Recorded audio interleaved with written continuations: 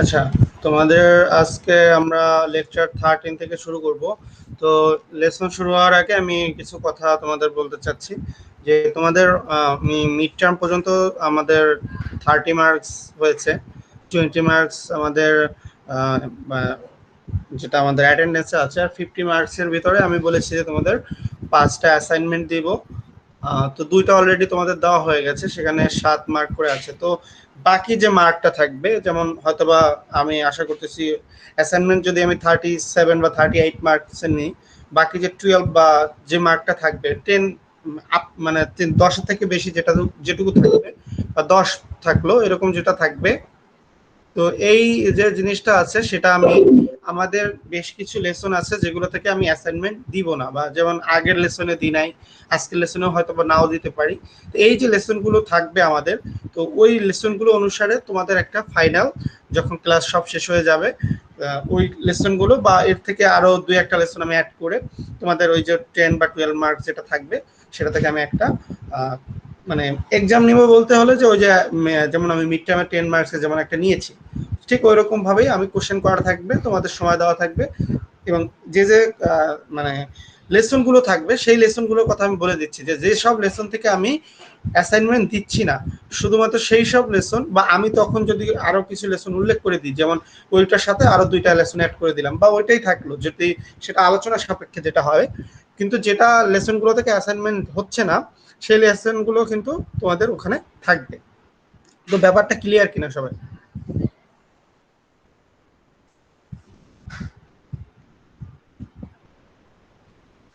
জি sir. আচ্ছা, ওকে, আমি তাহলে লেসনে যাচ্ছি। তো আমরা আজকে মিড টার্মের আগে যে লেসন ছিল সেখান থেকে আজকে শেষ করে নিব। সে মিড টার্ম পর্যন্ত আমাদের যে ক্লাসগুলো বাকি ছিল, তো মেইনলি সেটা আমরা আজকে শেষ করে নিব। লেসন 13 থেকে 15 পর্যন্ত আছে, সম্ভবত 14 পর্যন্ত নিলেই হবে। 15 লেসনটা হলো জাস্ট একটা রিভিউ লেসন ছিল। তো আমরা এর আগে ডিফারেন্সিয়েশন নিয়ে আমরা বেশ কিছু ক্লাস করেছি, বেশ বলতে অনেকগুলো ক্লাসেস ছিল আমাদের। তো আমরা ডিফারেন্সিয়েশন এ পর্যন্তই জানবো। তো ডিফারেন্সিয়েশন সম্পর্কে মোটামুটি আমরা জেনেছি যে ডিফারেন্সিয়েশন কোথা থেকে এসছে, তার লিমিটের কিভাবে উৎপত্তি হয়েছে দেখেছি, ডিফারেন্সিয়েশনের বেসিক প্রপার্টি দেখেছি, ডিফারেন্সিয়েশনের যে আমাদের সংজ্ঞা বা যে বেসিক ডেফিনেশনের মাধ্যমে কিভাবে ডিফারেন্সিয়েশন করতে হয় সেটা দেখেছি। তারপর এখান থেকে যে আমাদের বিভিন্ন রকম সূত্র চলে আসছে, বা কজ এক্স বা সাইন এক্স থেকে ডিফারেন্সিয়েশন করলে কি হয় সেই জিনিসগুলো আমরা জেনেছি। তারপর আমরা সিঙ্গেল ডিফারেন্সিয়েশন, তার মানে ফার্স্ট অর্ডার ডেরিভেশন আমরা দেখেছি, একবার ডিফারেন্সিয়েশন হলে কিভাবে করতে হয় দেখেছি, দুইবার, তিনবার বা এন সংখ্যক বার হলে কিভাবে ডিফারেন্সিয়েশন করতে হয় সেগুলো আমরা দেখেছি। তারপর টেইলর সিরিজ, ম্যাকলরিন সিরিজ আমরা দেখেছি, যার মাধ্যমে আমরা যে একাধিক যে ডিফারেন্সিয়েশন আছে সেগুলো থেকে কিভাবে অ্যাপ্লিকেশনে যাওয়া যায় বা সিরিজ বের করা যায় কিভাবে, সেগুলোও আমরা দেখেছি। লাস্টে আমরা দেখলাম যে আমাদের কিছু ইন্টারমিডিয়েট ফর্ম দেখেছি যেগুলো লিমিট বের করা সম্ভব না, যার জন্য অপারেশন করতে হয়, এবং অপারেশন করতে হলে যে প্রসেসটা অ্যাপ্লাই করতে হয় এল হসপিটাল রুল, সেই এল হসপিটাল রুলটা আমরা কিভাবে অ্যাপ্লাই করি ডিফারেন্সিয়েশনের মাধ্যমে, উপর নিচু উভয় পক্ষে ডিফারেন্সিয়েশন করে আমরা করি, সেটা আমরা দেখেছি। এবং সর্বশেষ আমরা চেইন রুল সম্পর্কে একটু বলেছি, যে চেইন রুলটা হলো এমন হলো যেখানে একটা ডিফারেন্সিয়েশনকে পার্ট পার্ট করে বা 3-4টা ভাগে ভাগ করে করতে হয়। তো এই পর্যন্ত আমাদের ডিফারেন্সিয়েশনের ছিল। মেইনলি ডিফারেন্সিয়েশন সম্পর্কে মোটামুটি যতটুকু ধারণা দরকার, যেটুকু ধারণা থাকলে মোটামুটি হায়ার লেভেলে যাওয়া যায় বা বেসিকটা ক্লিয়ার হয়, আমি চেষ্টা করেছি ডিফারেন্সিয়েশনের ব্যাপারটা শেষ করতে। আমাদের ক্যালকুলাস ছিল টপিক্সটা প্রথমে। তো ক্যালকুলাসের মধ্যে 2টা টপিক্স, একটা হচ্ছে ডিফারেন্সিয়েশন আর একটা হচ্ছে ইন্ট্রিকেশন। তো আমরা ডিফারেন্সিয়েশনের চ্যাপ্টারটুকু আপাতত ক্লোজ করলাম। এবার আমরা ইন্ট্রিগেশনটা দেখব, এবং সর্বশেষে যে আমরা জিওমেট্রির ব্যাপারগুলো কিছু দেখবো, যে জিওমেট্রি কিভাবে আসছে সেটা লাস্ট যাব। তো এর আগে আমরা ইন্টিগ্রেশনটা শিখবো। তো আমরা ডিফারেন্সিয়েশন সম্পর্কে, আমরা ডিফারেন্সিয়েশন আর ইন্টিগ্রেশন একে অন্যের বিপরীত, এবং দুটোই ফাংশনের উপর ডিপেন্ডেন্ট।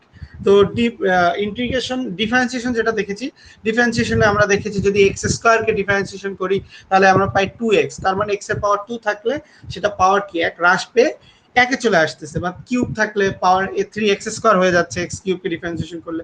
তো আমরা দেখেছি যে ডিফারেন্সিয়েশনটা হচ্ছে কি পাওয়ারের হ্রাস করে, আর ইন্টিগ্রেশনের কাজটা হলো ঠিক বিপরীত, যে পাওয়ারের বৃদ্ধি করবে। এখানে ইন্টিগ্রেশন মানে হলো যোজীকরণ। যোজীকরণ মানে হচ্ছে কি, মানে যোগ করে, মানে অনেকগুলোকে একটা ফাংশন, সেটা যদি কন্টিনিউয়াস হয় সেই ফাংশনকে যদি নির্দিষ্ট একটা সীমার মধ্যে গুণ করা হয় বা নির্দিষ্ট সীমার মধ্যে যোগ করা হয়ে থাকে, গুণ না যোগ করা হয়ে থাকে, তাহলে আমরা ইন্টিগ্রেশন পাই। তার মানে ইন্টিগ্রেশনের মেইন যে কথাটা সেটা হচ্ছে যোজীকরণ, বা যার মানে হচ্ছে যদি একটা ফাংশন x² থাকে তার বৃদ্ধি পেয়ে তাকে x³ হয়ে যাবে। তো ডিফারেন্সিয়েশন আর ইন্টিগ্রেশনের মধ্যে পার্থক্যটা তো বোঝা গেল। কেউ যদি তোমাকে জিজ্ঞাসা করে যে ডিফারেন্সিয়েশন আর ইন্টিগ্রেশন এর মধ্যে পার্থক্য বলো, তাহলে মেইন পার্থক্যটা কিন্তু এটাই, যে ডিফারেন্সিয়েশনে পাওয়ারের হ্রাস পায় আর ইন্টিগ্রেশনে পাওয়ার বৃদ্ধি পায়। এই কথাটুকু কিন্তু খুবই বেসিক জিনিস, তোমরা যে পড়ে যাচ্ছ এই কথাটুকু কিন্তু সবার মনে রাখতে হবে, যে ডিফারেন্সিয়েশন মানে পাওয়ারের হ্রাস, ইন্টিগ্রেশন মানে হলো পাওয়ারের বৃদ্ধি, এবং দুইটাই ফাংশনের উপর ডিপেন্ডেন্ট বা ফাংশনের উপর ভিত্তি করে। যেমন এক্স একটা ফাংশন, বা এক্স যদি একটা ভেরিয়েবলের মাধ্যমে ফাংশনের উৎপত্তি হয়, তো এই ফাংশনের উপর ডিপেন্ডেন্ট করে ইন্টিগ্রেশন আর ডিফারেন্সিয়েশন করা হয়। তো আচ্ছা, এবার আমরা বেসিক কনসেপ্ট আমরা জানলাম, যে বাংলা কথা বলতে যেটা বুঝলাম, ডিফারেন্সিয়েশন মানে হ্রাস, ইন্টিগ্রেশন মানে হলো বৃদ্ধি। তো এবার ইংরেজিতে বা কনসেপ্ট যেটা আমরা ম্যাথমেটিক্যালি যাব, সেখানে এখানে আমরা দেখি লেসন 13 চলে যাচ্ছি আমরা। তো ফান্ডামেন্টাল প্রপার্টিস অফ ইন্টিগ্রেশন। তো প্রথমে আমরা কনসেপ্ট অফ ইন্টিগ্রেশন, ইন্টিগ্রেশনটা আসলে কোথা থেকে আসছে, এটাকে অনেকটা বলা হয় anti derivative of f of f dash x বা f of x, anti differentiation. ডিফারেন্সিয়েশনের অ্যান্টি তার মানে বিপরীত, আমি কথাটা বলেছি আগেও যে ডিফারেন্সিয়েশনের বিপরীতই হলো ইন্টিগ্রেশন। তো তোমরা ইন্টিগ্রেশন সম্পর্কে মোটামুটি জানো। তো আমি জাস্ট ইন্টিগ্রেশনের চিহ্নটা দেখাচ্ছি, বা ইন্টিগ্রেশনটা কিভাবে করি। এই যে এখানে লেখা আছে, Das if d by dx of g of x is equal to f of x, যদি একটা ফাংশন g of x এটাকে যদি ডিফারেন্সিয়েশন করা হয়, তাহলে যদি আমরা f of x পাই, তাহলে আমরা f of x K integration করলে g of x plus c পাবো। এই যে চিহ্নটা, এটা হলো ইন্টিগ্রাল সাইন, এটাকে বলা হয় ইন্টিগ্রেশন। এই কথাটা হচ্ছে integration of f of x dx। এখানে dx হচ্ছে অপারেটর, যেমন আমাদের এখানে d by dx এটা ছিল আমাদের ডিফারেন্সিয়েশন অপারেটর। ডিফারেন্সিয়েশন অপারেটর কি কি হয় আমি দেখাইছি, d by dx হতে পারে, বা y ড্যাশ বলেছি, f ড্যাশ x বলেছি, বা y1 বলেছি। তো ইন্টিগ্রেশনের মধ্যে ইন্টিগ্রেশনের অত অপারেটর নাই, ইন্টিগ্রেশনের একটাই অপারেটর, যেটাকে আমরা এই যে ইন্টিগ্রেশন সাইন হচ্ছে এটা, আর এখানে ডিএক্স, এখানে ডিএক্স মানে হচ্ছে তাহলে ফাংশনটাকে এক্স এর সাপেক্ষে ইন্টিগ্রেশন করা হচ্ছে, যদি ডিওয়াই থাকতো তাহলে ওয়াই এর সাপেক্ষে ইন্টিগ্রেশন করা হতো, এভাবে। Integration f of x dx is equal to g of x plus c. তো এই প্লাস সি মানে হচ্ছে একটা কনস্ট্যান্ট। এই কনস্ট্যান্টটা কেন দেওয়া হয় সেটা একটু আমরা নিচে পরে দেখতেছি, যেটা এখানে আমরা বলতেছি where C is called the constant of integration. তার মানে ইন্টিগ্রেশনের দুটো সাইনটা দেখলাম, অপারেটরটা দেখলাম, এবং একটা যে কনস্ট্যান্ট পাই সেটাও দেখলাম। এখন আমরা কনস্ট্যান্টটা কেন পাই বা কোথায় জন্য পাই সেই জিনিসটা আমরা দেখবো। ওকে, ইন্টিগ্রেশনের বেসিক সম্পর্কে বা ইন্টিগ্রেশনের সাইন অপারেটর এটা সম্পর্কে কারো কোনো কোশ্চেন আছে কিনা?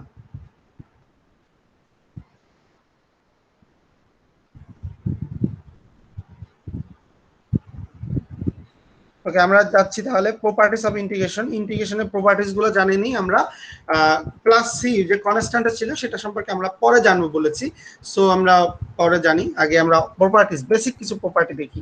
Properties of integration, the following two rules are useful in reducing differentiable expression to standard forms. এখানে দুইটা ফর্মের কথা বলা হয়েছে, যেমন integration f of x plus minus g of x dx.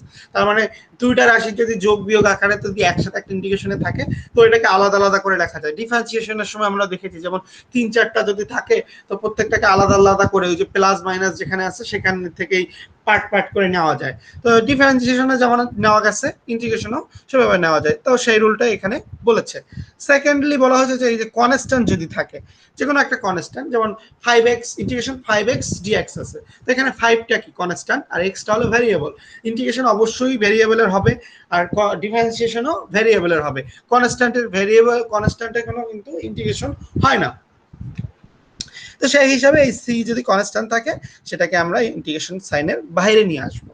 এইটাই মানে হচ্ছে ইন্টিগ্রেশনের দুইটা বেসিক প্রপার্টিস, যে যদি একাধিক ইন্টিগ্রেশন বা ইন্টিগ্রেশনের ভিতরে যদি একাধিক ভেরিয়েবলের যোগ বিয়োগ আকারে থাকে তাহলে সেটাকে আমরা রিডিউস করে 3-4টা পার্টে ভাগ করে নিতে পারি, আর কনস্ট্যান্টটা থাকলে ইন্টিগ্রেশনের বাইরে লিখতে পারি। এটা শুধু ইন্টিগ্রেশনের না, আমরা ম্যাথমেটিক্যালের অন্যান্য বিভিন্ন জিনিসের ক্ষেত্রেও ওই একই জিনিসে অবলম্বন করি, যে কনস্ট্যান্ট বাইরে লেখা হয় বা 2-3টা যোগ বিয়োগ মাঝখানে থাকলে সেটাকে আলাদা পার্ট পার্ট করে লেখা যায়। বেশ কিছুতেই আমরা দেখেছি ডিফারেন্সিয়েশনে আছে বা অন্যান্য ক্ষেত্রেও আমরা দেখি। প্রপার্টিস গেল। এখন সাম স্ট্যান্ডার্ড রুলস অফ ইন্টিগ্রেশন। আমাদের ডিফারেন্সিয়েশন করার জন্য যেমন আমাদের কিছু বেসিক রুল ছিল, আমরা পড়েছিলাম কিন্তু, যেমন ইন্টিগ্রেশন ডিফারেন্সিয়েশন অফ এক্স থাকলে আমরা 1 বলেছি, তারপর এক্স স্কোয়ার থাকলে বলেছি 2x, বা x two the power n এর যে সূত্রটা দেখেছি সেটা আমরা দেখেছি। তো এইখানেও ইন্টিগ্রেশনের জন্য ওইরকম ঠিক সূত্র আছে, যেমন ডিফারেন্সিয়েশনের যে সূত্র পেয়েছি ঠিক তার হুবহু বিপরীত সূত্র এখানে আছে। তো পাশাপাশি দুইটাই আমরা এখানে লিখেছি। এই সূত্রগুলো আমাদের মনে রাখতে হবে। যেমন আমরা দেখেছি যে ডিফারেন্সিয়েশন d/dx অফ x করলে আমরা 1 পাই, এটা আমরা পড়ে আসছি। এবার আমরা 1 কে তাহলে ইন্টিগ্রেশন করলে x পাবো। এই যে ইন্টিগ্রেশন dx, দ্যাট মিন্স এখানে একটা 1 আছে, integration 1 into dx, that means x plus c। সিটা কেন লেখা হয়েছে? কনস্ট্যান্ট প্লাস সবসময় দিতে হবে। ইনডিফাইনাইট ইন্টিগ্রাল আর ডিফাইনাইট ইন্টিগ্রাল যখন বুঝাবো তোমাদের, তখন আমি এই c এর ব্যাপারটা আমি ক্লিয়ার করে দিব। আপাতত c দিতে হবে, এটা মনে রাখতে হবে। তো 1 কে ইন্টিগ্রেশন করলে x পাবো, তারপর x to the power n dx, এটাকে আমরা দেখেছিলাম কি x to the power n কে যদি ইন্টিগ্রেশন করা ডিফারেন্সিয়েশন করা হতো তাহলে আমরা সূত্র পেতাম কি x to the power sorry এখানে যেটা লেখা আছে সেটা তো আমরা পড়ে নেই, আমরা পড়েছি d/dx of x to the power n is equal to n x to the power n minus 1 ছিল। তো সেটাই এখানে যদি x to the power n dx থাকে ইন্টিগ্রেশন, তার সূত্র হচ্ছে x to the power n plus 1 divided by n plus 1 plus c।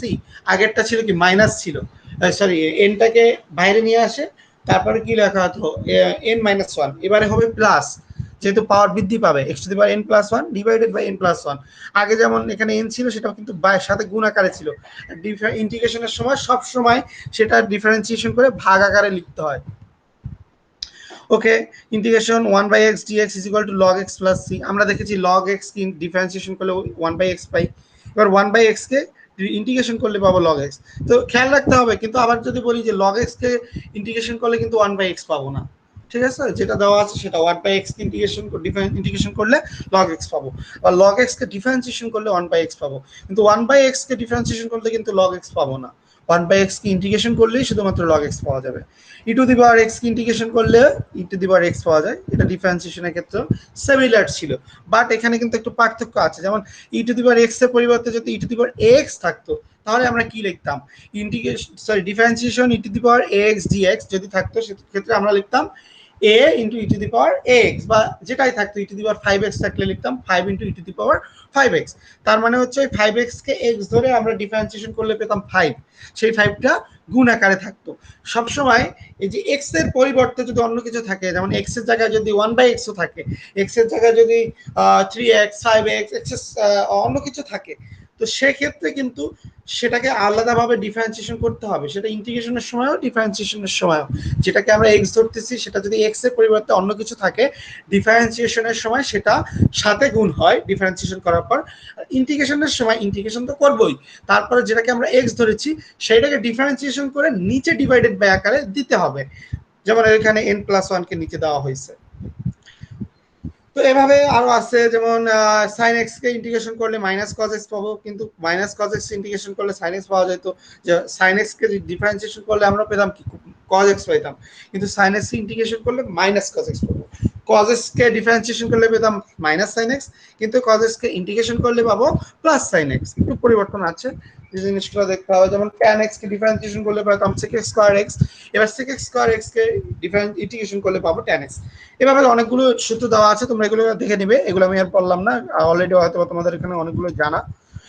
এখানে বেসিক ইন্টিগ্রেশনের এখানে আরো কিছু sin inverse x tan inverse x sec inverse x এর সূত্র আছে, এই সবগুলো সূত্র তোমরা দেখে নেবে। যেহেতু তোমাদের আমরা অ্যাসাইনমেন্ট আকারে নিচ্ছি, সো আমি সূত্র ভিতরে অত যাচ্ছি না, সূত্রগুলো মনে রাখতে হবে। ডিফারেন্সিয়েশন ইন্টিগ্রেশন জানতে হলে বেসিক যে সূত্রগুলো আছে, যেমন এখানে 20টার কয়টা দেওয়া আছে, 15টা দেওয়া আছে, বা সাধারণত 10-এর উপরে 10-12টা সূত্র আমাদের সবারই জানতে হবে ডিফারেন্সিয়েশনের জন্য আর ইন্টিগ্রেশনের জন্য। প্রত্যেকটাই এখানে লিখে দেওয়া আছে, তোমরা একটু এখানে দেখে নিবে। ওকে, আমরা এবার বেসিক কিছু ইন্টিগ্রেশনের আমরা সলভ করে দেখি, বেসিক কিছু ইন্টিগ্রেশন করি।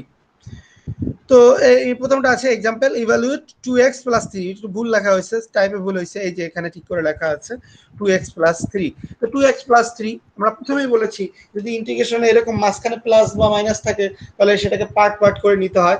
তো পার্ট করে নিয়ে আমরা দুইটা পার্ট করা যায়, যেমন তো প্লাস আছে, তো ইন্টিগ্রেশন 2x dx + 3 dx। এরপরে কাজ হচ্ছে আমাদের 2 কনস্ট্যান্ট 3 কনস্ট্যান্ট এটাকে বাইরে নিয়ে যাওয়া।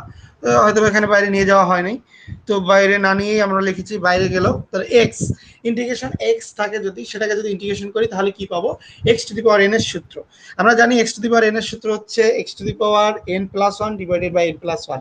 তাহলে এখানে n এর মান হচ্ছে 1, তাহলে 1 করলে কি হয়, x⁴1+1 that means x square, আর নিচেও আসবে 1+1 দ্যাট মিন্স 2। তো এই একটা 2 ছিল, আর ওইখানে যে একটা নিচে ডিভাইডেড বাই 2 পাইছি, কাটাকাটি করা গেছে, থাকলো শুধু x স্কয়ার পেয়ে গেলাম এটা থেকে। আর 3 কনস্ট্যান্ট বাইরে যাবে, শুধু 1 dx কি ইন্টিগ্রেশন করলে x পাবো, তার মানে 3x + c লিখে নিলাম। এরপরে আরো আছে এখানে এক্সাম্পল 2, যেমন 4x² - 7x + 6 dx, তার মানে তিনটা পার্ট করে নেওয়া হয়েছে, এই যে তিনটা পার্ট করে নেওয়া হয়েছে। তাহলে 4 কনস্ট্যান্ট বাইরে চলে যাবে, x² ইন্টিগ্রেশন করলে আমরা পাবো x³ ডিভাইডেড বাই 3, তো তার মানে 4/3 x³।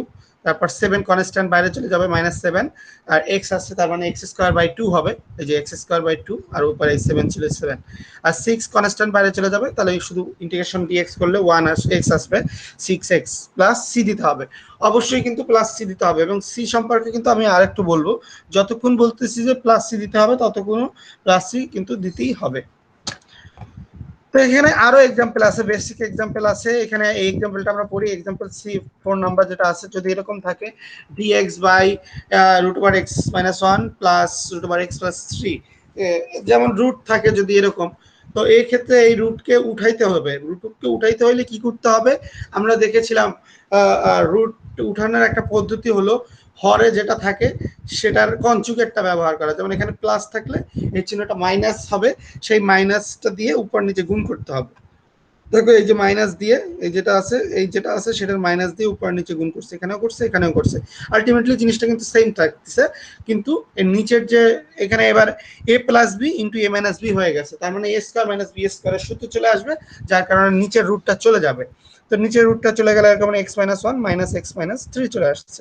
এরপর নিচে আমরা পেয়ে গেছি x কাটা গেছে, আর -4 পেয়েছি। তো ওই -4টা বাইরে নিয়ে আসা হয়েছে, তো -4 উভয়ের সাথে যাবে। তো প্রথমটা আসবে -1/4, নিচে যেহেতু 4 ছিল ওই মাইনাস ছিল, ওই মাইনাসটা উপরেও লেখা যায়, -1/4 ইন্টিগ্রেশন √(x−1 dx। আর এখানে যেহেতু -4 উভয় পক্ষে ছিল, এখানে এই মাইনাসটা ছিল, এই মাইনাসে মাইনাসে প্লাস, +1/4 ইন্টিগ্রেশন √(x + 3 dx। তো x−1 এর পাওয়ার আছে রুট, তাহলে রুট মানে হচ্ছে এর ভ্যালু হচ্ছে, এর সূচকের ভ্যালু হচ্ছে হাফ, প্লাস হাফ যদি উপরে থাকে। তো x−1 two the power half, আবার x + 3 two the power half. তো এখানে হাফ +1 করলে 3/2 হবে, নিচে আবার এই 3/2 হবে, সেখানে কাটাকাটি করে এখানে 1/6 রয়েছে। নিচেটা এই পাশেরটা প্রথমটা এটা নিয়ে আসছে, জাস্ট ক্যালকুলেশন করা হয়েছে, এক্স এর পাওয়ার এখানে যেটা আছে এটার পাওয়ার হাফ হয়েছে, হাফ নিয়ে প্লাস করে যেটা আসছে সেটা অ্যান্সার করে +c দেওয়া হয়েছে। তো এই এক্সাম্পল গুলোতে কারো কোনো সমস্যা আছে কিনা, যদি সমস্যা থাকে আমাকে বলো।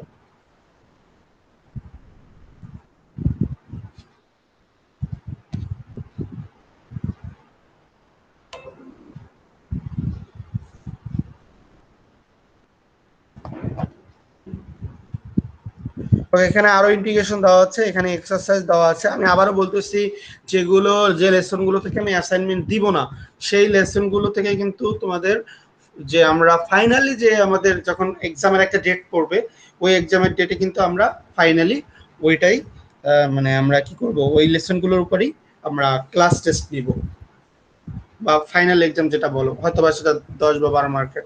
তো আমাদের প্রথম লেসন এটাই ছিল যে বেসিক ইন্টিগ্রাল প্রপার্টিজ দেখলাম, ইন্টিগ্রেশন কোথা থেকে আসছে, ইন্টিগ্রেশনের মানে বেসিক কি সূত্র দেখলাম, এবং এখানে কিছু একটা জিনিস বলেছি যে +c আছে, এই জিনিসটা আমি একটু সামনে যে বুঝাবো, সেটা আমরা বুঝাচ্ছি সামনে ক্লাসে। তো +c সম্পর্কে জানবো এরপরে আমরা। ওকে, পরের লেসন যেটা আছে লেসন 14, এটা হচ্ছে ইনডিফাইনাইট ইন্টিগ্রাল। আমাদের ইন্টিগ্রাল দুই ধরনের ইন্টিগ্রাল আছে, indefinite integral and definite integral. দুটার মধ্যে পার্থক্য আছে। ডিফাইনাইট ডিফাইনাইট ইন্টিগ্রাল আর ইনডিফাইনাইট ইন্টিগ্রাল যেটাকে বলা হচ্ছে। ইনডিফাইনাইট কথাটা মানেই বোঝাচ্ছে যে অনির্দিষ্ট কিছু একটা বোঝাচ্ছে, আর ডিফাইনাইট মানে বোঝাচ্ছে যে নির্দিষ্ট। এই কথাটার মানে আমরা বাংলা তো বুঝি। তো ইনডিফাইনাইট মানে হচ্ছে আমাদের যে ইন্টিগ্রাল যে সাইনটা আছে এর লিমিট হয়, নিচে যদি লিমিট দেওয়া হয় সেটাকে বলা হয় লোয়ার লিমিট, উপরের যে লিমিটটা থাকে সেটাকে বলা হচ্ছে আপার লিমিট। তো কোনো ইন্টিগ্রেশন যদি লিমিট ছাড়া হয়, মানে এর যদি কোনো লিমিট না দেওয়া থাকে, আপার লিমিট বা লোয়ার লিমিট না দেওয়া থাকে, সেই ধরনের ইন্টিগ্রেশনকে বলা হবে আমাদের ইনডিফাইনাইট ইন্টিগ্রাল। এবং প্লাস সি শুধুমাত্র ইনডিফাইনাইট ইন্টিগ্রালের ক্ষেত্রেই প্রযোজ্য। আমি আবারও বলতেছি, প্লাস সি কথাটা আমি প্রথম থেকেই বলে আসতেছি। প্লাস সিটা কখন দিব? যখন আমরা ইনডিফাইনাইট ইন্টিগ্রাল করব, দ্যাট মিনস ইন্টিগ্রালের সাইনে কোনো লিমিট যদি না দেওয়া থাকে, লোয়ার লিমিট আপার লিমিট না থাকে, সেই ধরনের ইন্টিগ্রেশন করলে কোনো এক্সাক্ট ভ্যালু বের করা সম্ভব না। যেমন এক্স স্কয়ার ইন্টিগ্রেশন করেছি, পেয়েছি এক্স কিউব বাই 3। এখানে আমরা এক্স এর মানটা জানি না, আগেও জানতাম না, এখনো জানি না। তার মানে এটা হচ্ছে ইনডিফাইনাইট ইন্টিগ্রাল করা হয়েছে, যার মানে মান জানা যায় না। তার মানে একটা প্লাস সি দেওয়া হয়। এই প্লাস সি যা বোঝাচ্ছে যে প্লাস সি মানে হচ্ছে কনস্ট্যান্ট। তার মানে এই যে ইন্টিগ্রেশনটা করতেছি তার সাথে প্লাস সি দিয়ে এটাকে অ্যাডজাস্ট করে নিচ্ছি, যেহেতু এক্সাক্ট ভ্যালুটা জানি না। প্লাস সি দিলে আমরা বলতে পারবো যে এটা একটা ভ্যালু পেয়েছি, তার আশেপাশের ভ্যালু যদি ভ্যালু না পাওয়া যায় ঠিক মতো, আসলে ইন্টিগ্রেশন কিন্তু একটা চোখের সমষ্টি বা ক্ষেত্রফল। তো এক্সাক্ট ক্ষেত্রফল যদি না পাওয়া যায় সেক্ষেত্রে প্লাস সি দ্বারা এটাকে অ্যাডজাস্টমেন্ট করা হয়। তোমরা আসলে যেহেতু তোমাদের যেহেতু ম্যাথের সাবজেক্ট একটা দুইটা একটাই আছে, সেজন্য আমরা অত ডিপলি যাচ্ছি না। আসলে ইনডিফাইনাইট ইন্টিগ্রাল, ডিফাইনাইট ইন্টিগ্রাল এটা আমরা জানবো, বাট এই যে ইনডিফাইনাইট আর ডিফাইনাইট ইন্টিগ্রাল, এই যে থেকে যে এটাকে এক্সাক্ট ভ্যালু বের করা যায় না, প্লাস সি কেন দেওয়া হয়, এই জিনিসটা আমরা জানতে পারতাম নিউমেরিক্যাল অ্যানালাইসিস, যদি সাংখ্যিকভাবে এটাকে সলিউশন করা হতো। ম্যাথমেটিক্যালি আমরা নিউমেরিক্যাল অ্যানালাইসিস কোর্সগুলো করি, যেখানে মানে একটা জিনিসকে মানে শুধুমাত্র ক্যালকুলেশনের মাধ্যমে, ক্যালকুলাস পদ্ধতিতে বা ক্যালকুলেশনের নিয়মেই শুধু আমরা সলভ করি। সেখানে ইন্টিগ্রেশনের যে সূত্রগুলো আছে বা ডিফারেন্সিয়েশনের যে সূত্রগুলো আছে সেগুলো কিন্তু অ্যাপ্লাই করি না, সেভাবে নিউমেরিক্যাল অ্যানালাইসিসের মাধ্যমে করা হয়। এটা হচ্ছে আমরা অ্যানালাইটিক্যালি করতেছি, আর ওটা হচ্ছে নিউমেরিক্যালি। একটা হচ্ছে সাংখ্যিক, আর একটা হচ্ছে আমরা যে অ্যানালাইটিক ধরে নিয়েছি সেইভাবে আমরা অ্যানালাইসিস করে করতেছি, যে আমাদের কিছু জানা আছে সেটা থেকে আমরা মানে সেটা ধরে নিয়ে আইসা একটা মান বের করতেছি, যদি সমান না হয় ওই যে প্লাস মাইনাস সি দিয়ে করতেছি আর কি। কিন্তু এই যে প্লাস সি জিনিসটা উঠে যাবে যখন আমরা সেটাকে নিউমেরিক্যাল বা সাংখ্যিকভাবে করব। মানে ম্যাথ মানেই তো হচ্ছে সাংখ্যিকভাবে সলিউশন করা। আসলে ম্যাথের সাংখ্যিক জিনিসটা কিন্তু একটু ক্যালকুলেশন বড় হয়, বা এইসব ক্যালকুলেশন আস্তে আস্তে করেই কিন্তু অ্যানালাইটিকে চলে আসা হয়েছে। তো ম্যাথমেটিক্সের দুইটা পার্ট, একটা হচ্ছে অ্যানালাইটিক ম্যাথমেটিক্স, আর একটা হচ্ছে নিউমেরিক্যাল অ্যানালাইসিস বা নিউমেরিক্যাল ম্যাথমেটিক্স। যেটা আমরা সাধারণত যেহেতু বেসিক কোর্স করতেছি, অ্যানালাইটিক থেকেই আমরা সলভ করব। বাট আমি তোমাদের বলে রাখলাম যে এই জিনিসটা প্লাস সি এজন্যই দেওয়া হয়, এটা হচ্ছে অ্যানালাইটিক ক্যালকুলাস। আর যদি ওটাকে নিউমেরিক্যালে করা হইতো তাহলে আর প্লাস সি দেওয়া হইতো না, সেক্ষেত্রে আলাদা সূত্র ছিল, সেক্ষেত্রে এই সকল সূত্র চলে যেত। তো যাই হোক, ইনডিফাইনাইট ইন্টিগ্রাল যেটা বললাম, ইনডিফাইনাইট ইন্টিগ্রালে ইন্টিগ্রেশনে কোনো লিমিট থাকবে না, এবং সেজন্য এখানে প্লাস সি দিতে হবে। ইনডিফাইনাইট ইন্টিগ্রালে এক্সাক্ট ভ্যালু বের করা সম্ভব না, ডিফাইনাইট ইন্টিগ্রালে যেহেতু লিমিট দেওয়া থাকে এক্সাক্ট ভ্যালু বের করা সম্ভব হয়। পার্থক্য কিন্তু এখানেই, আমরা কিন্তু ডিফাইনাইট ইন্টিগ্রাল সামনে করব, তো পার্থক্য কিন্তু এখানে রয়ে গেল। আচ্ছা, তো প্লাস সি কিভাবে আসলো, ইনডিফাইনাইট ইন্টিগ্রালের সম্পর্কে কারো কোনো কোশ্চেন থাকলে করো।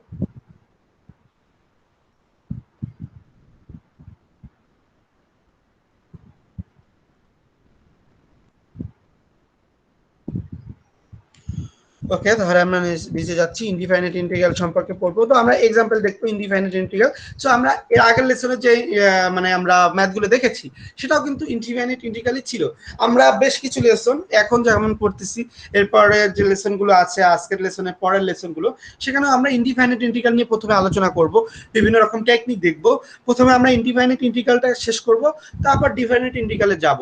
তো ডিফাইনাইট ইন্টিগ্রালটা অনেকটা ইজি হয়, কারণ ইনডিফাইনাইট ইন্টিগ্রাল যখন আমরা পড়ি তখন কিন্তু ডিফাইনাইট ইন্টিগ্রাল শুধুমাত্র পার্থক্য ইন্টিগ্রাল যে ওখানে একটা প্লাস সি দিতে হয়, আর ডিফাইনাইট ইন্টিগ্রালে ওই লিমিটটা বসিয়ে দিয়ে মানটা বের করতে হয়, এটুকুই পার্থক্য। মাঝখানে ক্যালকুলেশন বা কিভাবে ইন্টিগ্রেশন করতে হবে এর মধ্যে কোনো পার্থক্য নাই। দ্যাট মিনস ডিফাইনাইট ইন্টিগ্রাল বের করতে হলে আগে ইনডিফাইনাইট ইন্টিগ্রাল ওইটুকু করে আসতে হবে, লাস্টে যে লিমিট বসাতে হবে। আর যেখানে ইনডিফাইনাইট ইন্টিগ্রালে লাস্টে যে প্লাস সি দিতে হবে, পার্থক্য এইটাই। ইনডিফাইনাইট ইন্টিগ্রালে লাস্টে যে প্লাস সি দিতে হবে, আর ডিফাইনাইট ইন্টিগ্রালে ইনডিফাইনাইট ইন্টিগ্রাল করে লাস্টে যে লিমিটটা থাকবে, যেমন লোয়ার লিমিট একটা থাকবে, আপার লিমিট থাকবে, সেই লিমিটটা বসিয়ে মান বের করতে হবে, পার্থক্য এইটুকু।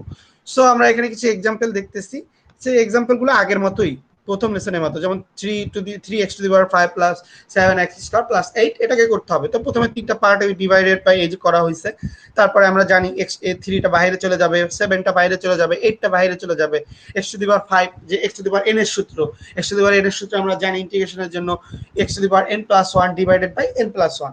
তো পাওয়ার বৃদ্ধি পাবে, x⁵ ডিভাইডেড বাই 6, এখানে x² x³ হয়ে যাবে, ডিভাইডেড বাই 3 হয়ে যাবে। এখানে যেহেতু 1 আছে, x হয়ে যাবে 8x। তারপরে লাস্টে কিন্তু প্লাস সি অবশ্যই দিতে হবে। তো কেউ যদি ইন্টিগ্রেশন করতে দেওয়া হয়, ইনডিফাইনাইট ইন্টিগ্রাল করে যদি কেউ প্লাস সি না দেওয়া হয়, তার ম্যাথ কিন্তু চাইলে আমি কেটে দিতে পারবো, কারণ আমরা যে মানটা বের করতেছি সেই মানটা কিন্তু এক্সাক্ট মান হচ্ছে না, প্লাস সি থেকে তাকে অ্যাডজাস্টমেন্ট করে নেওয়া হচ্ছে। তো সবসময় খেয়াল রাখতে হবে ইনডিফাইনাইট ইন্টিগ্রালের শেষে প্লাস সি কনস্ট্যান্ট আকারে দিতে হবে, এবং প্লাস সি দেওয়ার যে কন্ডিশনটা আছে সেটা কিন্তু আমি তোমাদের বলেছি যে কেন দেওয়া হয়, কারণ লিমিট দেওয়া নাই। তো খেয়াল রেখো এটা, এই যে লাস্টে এসে প্লাস সি কিন্তু এই দেওয়া হয়েছে, এই প্লাস সিটা দিতে হবে, এবং এই লাইনেও প্লাস সি দিলে সমস্যা নাই, এই পরের লাইনেও দিতে হবে। যখন আমরা ইন্টিগ্রেশন উঠাই দিব তারপরে কিন্তু প্লাস সি দিতে হবে। তোমাদের যদি অ্যাসাইনমেন্ট দেওয়া হয় বা সামনের গুলোতে অ্যাসাইনমেন্ট যেহেতু দিব, সেখানে তো মানে এরকম থাকবে ইন্টিগ্রেশন। কেউ যদি দেখা যায় যে প্লাস সি না দেওয়া হয়, তার অ্যাসাইনমেন্টে কিন্তু মার্ক কাটা যাবে, কারণ আমি বারবার বলতেছি যে পার্থক্যই এইটা যে আমরা এক্সাক্ট মান বের করতেছি না, সেজন্য একটা সি দিচ্ছি। এখন তুমি যদি সেই সিটা অমিট করো, বা কেউ যদি হয়তো বা ক্লাসে গুরুত্ব না দেয়, তাহলে তার মার্ক 2-1 কাটা যাবে, এটাই স্বাভাবিক। তো এখানে আরো ইন্টিগ্রেশন আছে, যেমন পরেরটা আছে 4 + 3x + 2x⁴ divided by x। তো এখানে ডিভাইডেড বাই x আছে, এই xটা সবাইকে দিয়ে দেব, সবাইকে ডিভাইডেড বাই করে দিয়ে দেবো। এই যে যেমন 4/x 3x/x + 2x⁴/x। তো ক্যালকুলেশন করলে 4/x + 3 পেয়েছি প্লাস 2x³ প্লাস সি পরে না দিলে হবে, প্লাস সি এখন লাগবে না, এখন ইন্টিগ্রেশন করব। এই যে ইন্টিগ্রেশন করলে এটা পরিবর্তন হয়ে এবার এইটা চলে আসছে, যে এখানে বের করে নিচ্ছি। তোমরা এইভাবে বের না কইরা ডাইরেক্ট এখানে এই যে x দ্বারা ভাগ করে এখানেও এইভাবে লিখতে পারো, একই জিনিস, ওটা জাস্ট করে দেখাইছে। তো আমরা জানি 4 কনস্ট্যান্ট বাইরে চলে আসবে, তাহলে 1/x থাকবে, 3 কনস্ট্যান্ট বাইরে চলে আসবে, 2 কনস্ট্যান্ট বাইরে চলে আসবে, তাহলে 4 বাইরে চলে আসলো। 1/x জানি আমরা log x বা ln x, log x আর ln x একই জিনিস। আমরা একটা জিনিস বলবো যে log x আর ln x এর মধ্যে পার্থক্য, log এর ভিত্তি যে কোনো কিছু হতে পারে, কিন্তু ln হচ্ছে ই ভিত্তিক, লগকে বলা হয় ln। সাধারণত আমরা ম্যাথে ই ভিত্তিক লগই করি, কারণ আমরা e⁻x দিয়ে কাজ করি। তাহলে আমরা যেহেতু e⁻x আমাদের সামঞ্জস্য আছে, তাহলে আমরা log x এর পরিবর্তে ln x লিখতে পারি। তো ln x লিখলাম, 4 ln x, 3 রইলো, 3 পরিবর্তে এরপরে x পাইলাম, আর এখানে 2 ছিল, এখানে x⁴/4 আসছে, তো এখানে কাটাকাটি করার পরও হাফ রয়ে গেল, x⁴ প্লাস সি, এই প্লাস সিটা কিন্তু অবশ্যই দিতে হবে। এরপরে আছে এক্সাম্পল 2, যেমন 3x² - √5x + 2, ওই যে 3 ভাগ করবা, তারপর এখানে ক্যালকুলেশন করা হয়েছে, ক্যালকুলেশন করলে আমরা যেটা পাবো সেটা অ্যান্সার হবে আমাদের।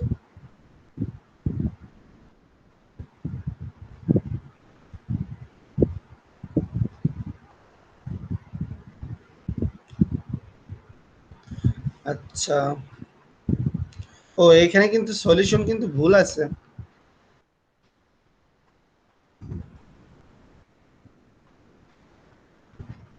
দেখো এই যে এক্সাম্পলটা দেওয়া আছে এটা কিন্তু করে দেওয়া নাই এখানে, এর পরের যেটা আছে সেটা কিন্তু এখানে করে দিছে। তো তোমরা এটা করে নিতে পারো, যেমন 3x² আছে, 3 কনস্ট্যান্ট বাইরে চলে আসবে, x² কে করলে x³/3 কাটাকাটি যাবে, √5x আছে, তাহলে √5 বাইরে যাবে, শুধু √x থাকবে। তো √x মানে হচ্ছে x⁻², তার মানে x⁻² মানে হচ্ছে হাফ প্লাস 1, দ্যাট মিন্স 3/2, নিচেও 3/2 পাবা, 2 তো আছে, 2 এর সাথে 1 আছে, তাহলে 2x হবে, তারপর প্লাস সি লাস্টে দিতে হবে। জাস্ট ক্যালকুলেশন, তোমরা general calculation.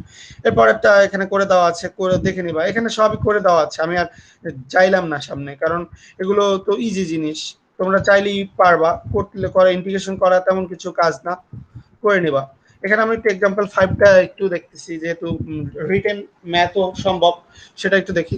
Find the function of function f whose tangent has a slope, এটা স্লোপ আছে এটা, for is value of x whose graph passes through the point 1,3।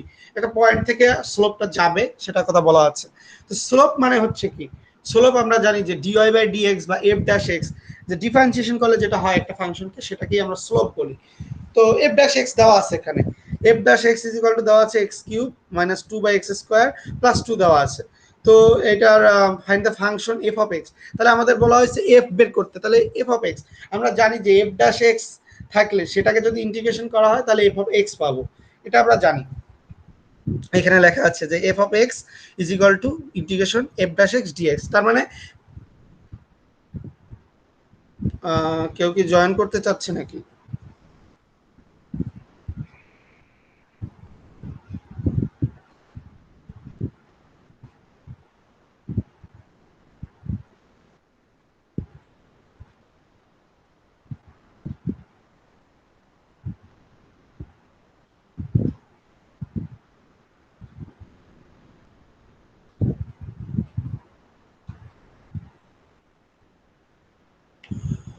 ওকে, আমি তাহলে কেউ যদি জয়েন করতে সমস্যা হয় মানে হেল্প করো সবাই। f ড্যাশ x, সেখানে f অফ x বের করতেছি, ইন্টিগ্রেশন করতে হবে, তাহলে এটাকে ইন্টিগ্রেশন করলে আমরা পাবো এই যে 1/4 x to the power 4 2/x plus 2x plus c। তো যেহেতু 1/3 পয়েন্ট থেকে বলা হয়েছে, তাহলে এই পয়েন্ট তার মানে x এর মানে এখানে কি 1, এই 1টা বসাইতে হবে যেখানে x আছে।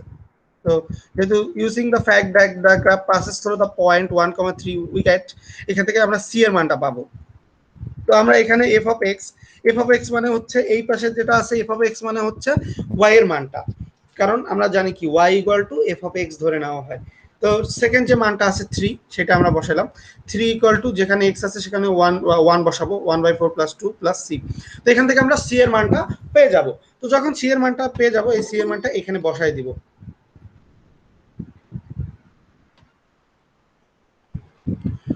আচ্ছা, তো সি এর মানটা তাহলে আমরা পেয়ে গেলাম। এই যে আমরা যে পয়েন্টটা দেওয়া ছিল, এই পয়েন্টটাতে আমরা মানগুলো বসায়া আমরা 1,3, দ্যাট মিনস এখানে 1 হচ্ছে এক্স এর মান আর 3 হচ্ছে এফ অফ এক্স এর মান, বা x comma F of x যেটাকে বলা হয়, বা এক্স কমা ওয়াই বলা হয়। সেকেন্ডটাকে বলা হয় এফ অফ এক্স অথবা ওয়াই, যেটাই ধরি ফাংশনাল ভ্যালুর। তো সেখান থেকে এখান থেকে বসায়া আমরা এই যে 3 বসাইলাম এফ অফ এক্স এর জায়গায়, আবার এক্স টু দি পাওয়ার 4 আছে, তার means 1/4 plus 2 plus 2 plus c, এখান থেকে সি এর মান পাবো। তাই সি এর মানটা আমরা এই যে এখানে বসাই দেবো, তাহলে আমরা পাবো therefore the desired function is f of x 1/4 x to the power 4 plus 2/x plus 2x minus 5/4, যেহেতু 3 এর মান পেয়েছি সেটা বসাই দিলাম। ওকে, তাহলে এভাবে আমরা পয়েন্ট যদি দেওয়া থাকে, স্লোপ দেওয়া থাকে, তাহলে আমরা ইন্টিগ্রেশন করে বের করতে পারি। আরো এক্সাম্পল আছে, 6 নাম্বার এক্সাম্পলটাও আমি একটু পড়াচ্ছি। An object is moving so that its speed after t minute is v of t is equal to 1 plus 40 plus 3t square meter per minute. How far does the object travel during third minute? মানে তৃতীয় মিনিটে একটা মানে একটা যে বস্তু আছে, moving object আছে, সেটা কতটুকু যাবে। আমরা জানি V of T, V T দ্বারা বোঝায় স্পিড।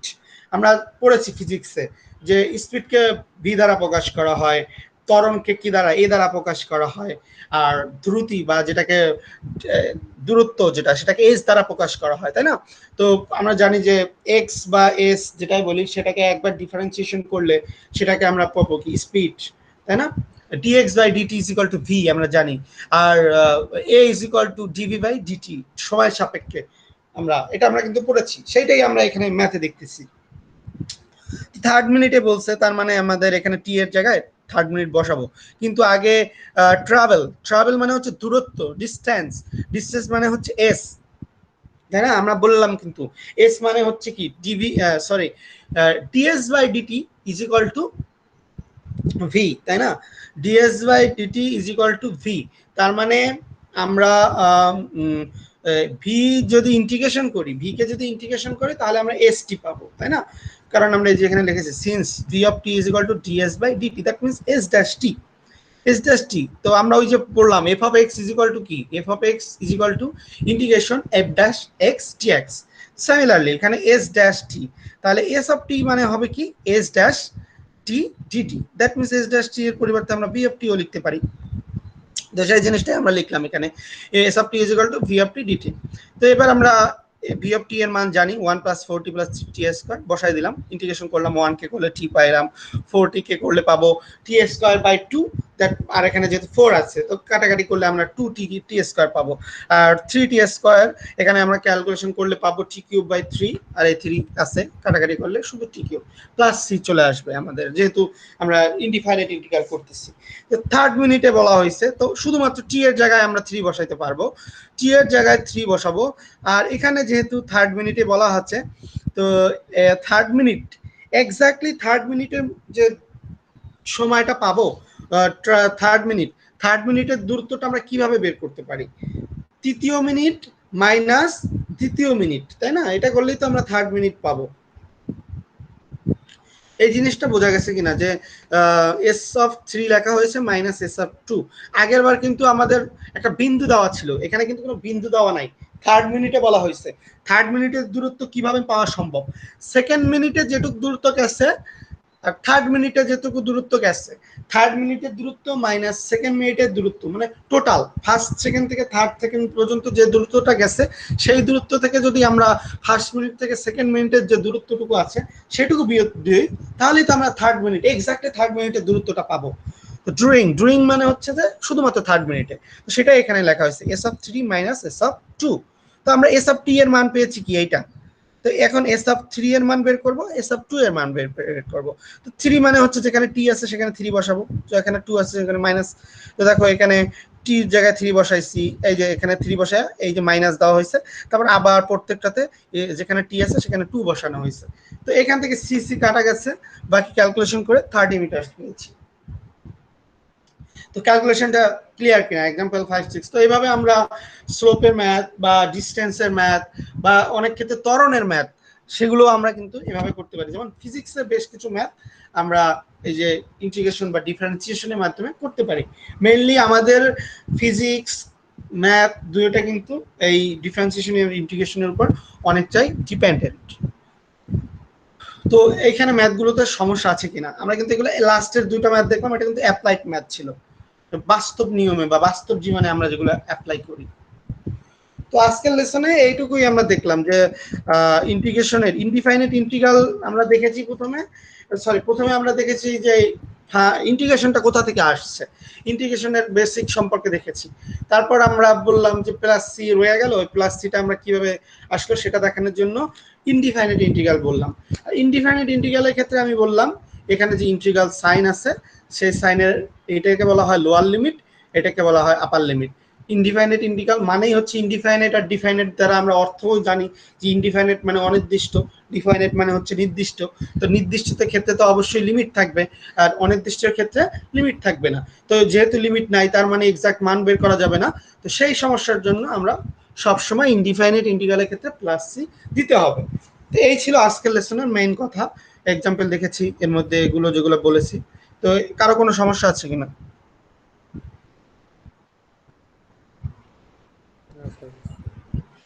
ওকে, যদি সমস্যা না থাকে তো আমি তোমাদের যেটা বললাম আজকের যে লেসনটা আছে, আজকের লেসন উপরেও অ্যাসাইনমেন্ট আমি দিচ্ছি না, বাট এখানে কিন্তু বেশ কিছু এক্সারসাইজ আছে, তোমরা বাসায় প্র্যাকটিস করবা।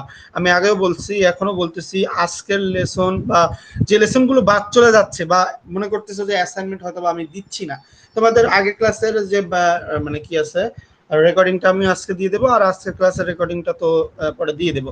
এগুলো কিন্তু তোমাদের অ্যাসাইনমেন্ট দিচ্ছে না তার মানে হচ্ছে যে বাদ দিয়ে দিই এরকম না, কিন্তু আমি এইগুলো থেকেই কিন্তু আমি তোমাদের ফাইনালের যে 10 বা 15 মার্ক, যেটাই আমি একটা মার্ক সেভ করে রাখবো, 15 মার্ক বা 10 মার্ক, অ্যাটলিস্ট 12 থেকে 13 মার্ক আমি সেভ করে রাখবো, যার জন্য আমি এই লেসনগুলো কিন্তু থাকবে। ওকে, সবাই আইডি গুলো দিয়ে দাও। এটুকুই লেসন আজকে।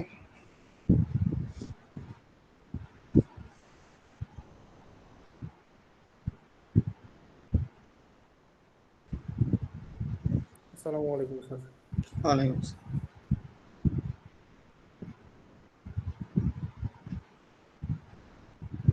আসসালামু আলাইকুম স্যার। ওয়ালাইকুম আসসালাম। আসসালামু আলাইকুম। ওয়ালাইকুম আসসালাম।